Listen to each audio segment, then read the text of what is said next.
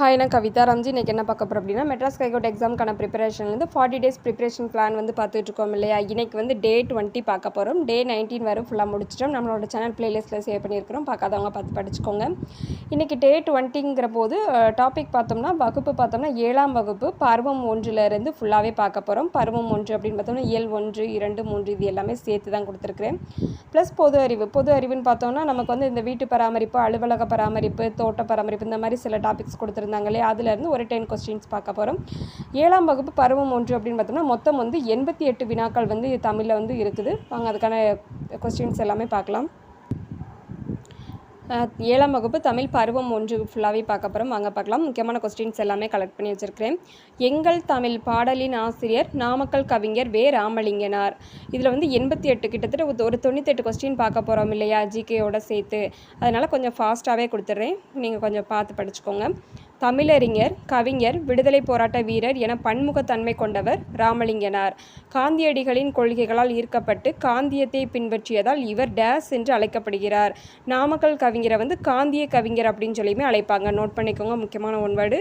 அடுத்து நாமக்கல் கவிஞரோட நூல்கள் சில கொடுத்துருக்குறாங்க, பார்க்கலாம். மலைக்கல்லன், நாமக்கல் கவிஞர் பாடல்கள், என் கதை, சங்கொலி இது எல்லாமே இவர் இயற்றிய நூல்களாக காணப்படுது. அடுத்து நெறி அப்படிங்கிறதுக்கான பொருள் வழி. குரலாகும், பிரித்தெழுதுக, குரல் ப்ளஸ் ஆகும். அடுத்து 7வது கொஸ்டின், வான் ப்ளஸ் ஒளி சேர்த்தெழுதுக, வானொலி. ஒன்றல்ல இரண்டல்ல என்ற பாடலின் ஆசிரியர் உடுமலை நாராயணகவி.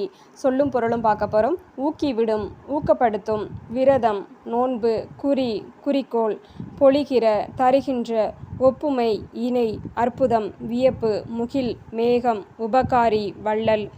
அடுத்து 10வது கொஸ்டின், டேஸ் என்று புகழப்படுபவர் உடுமலை நாராயணகவி. உடுமலை நாராயணகவி அவர்களை வந்து பகுத்தறிவு கவிராயர் அப்படின்னு சொல்லி அழைக்கிறாங்க. இதை நோட் பண்ணிக்கோங்க, யாரை வந்து எந்த மாதிரி சிறப்பு பெயர்களால் அழைக்கிறாங்க அப்படிங்கிறது. இது வந்து இப்போ நடந்த குரூப் 4 எக்ஸாமில் முதற்கொண்டு கேட்டிருந்தாங்க, அதனால் கொஞ்சம் பார்த்து படிங்க. அடுத்த கொஸ்டின், பகைவரை வென்றதை பாடுவது டேஸ் இலக்கியமாகும், பரணி. நோட் பண்ணிக்கோங்க, பகைவரை வென்றதை பாடுவது பரணி இலக்கியமாகும். அடுத்து 12வது கொஸ்டின், முல்லைக்கு தேர் தந்து மலை மேகத்தை விட புகழ் பெற்றான் யாருன்னு பார்த்தோம்னா வள்ளல் வேல்பாரியவர்கள். நோட் பண்ணிக்கோங்க, வள்ளல் வேல்பாரியவர்கள். அடுத்து புலவரின் சொல்லுக்காக தன் தலையையே தர துணிந்தான் அப்படின்னு பார்த்தோம்னா குமணவள்ளல். நோட் பண்ணிக்கோங்க, குமணவள்ளல்.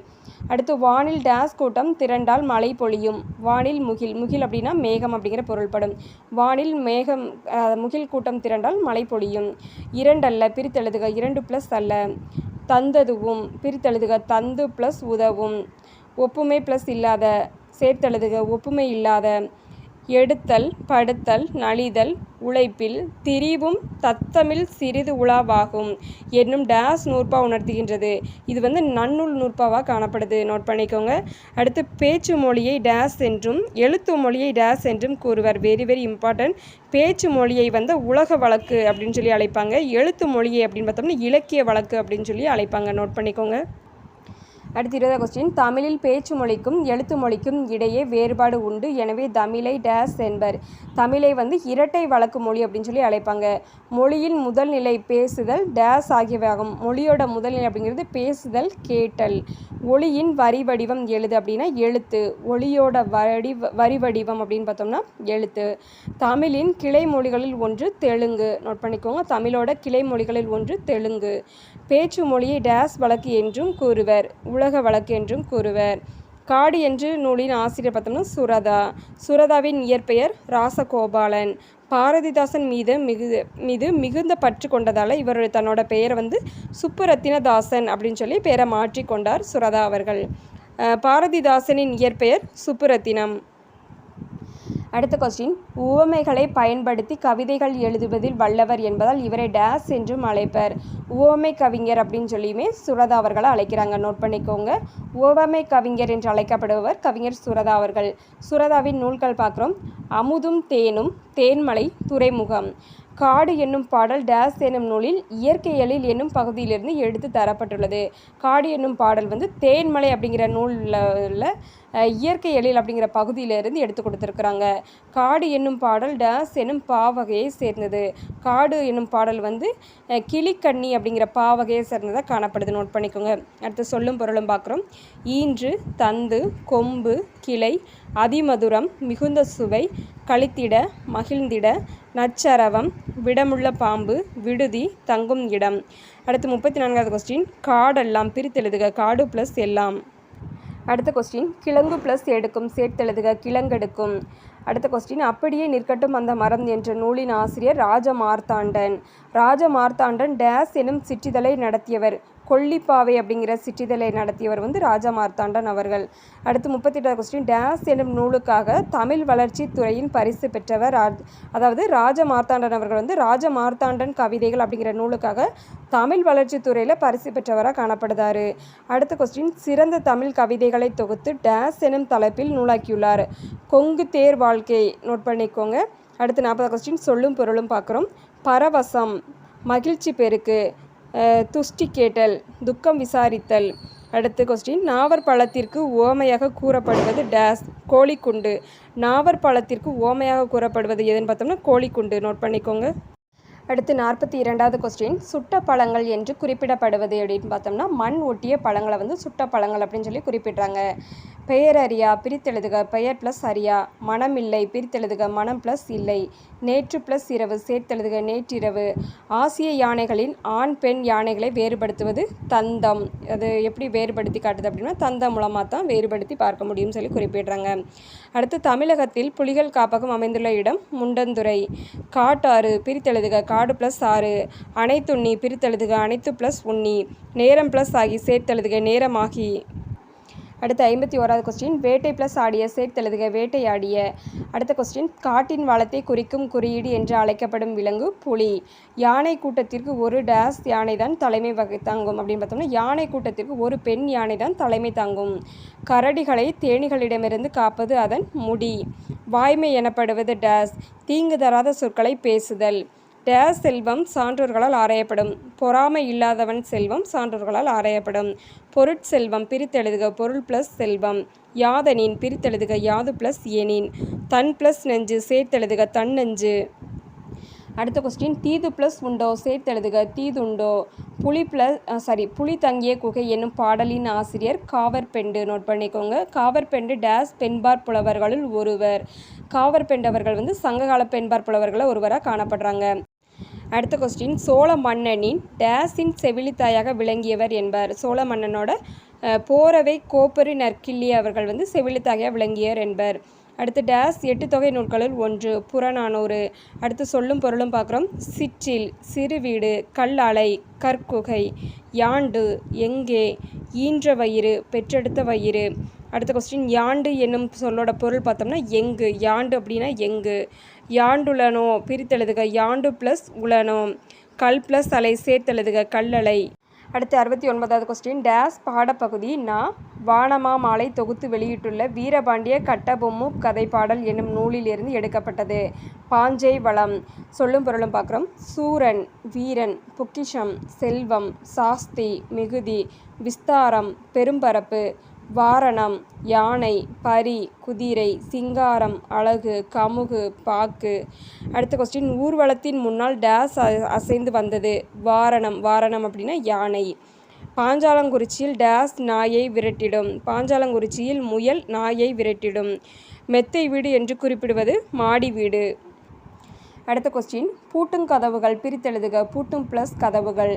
தோரண மேடை பிரித்தெழுதுக. தோரணம் ப்ளஸ் மேடை. வாசல் ப்ளஸ் அலங்காரம் சேர்த்தெழுதுக. வாசல் அலங்காரம்.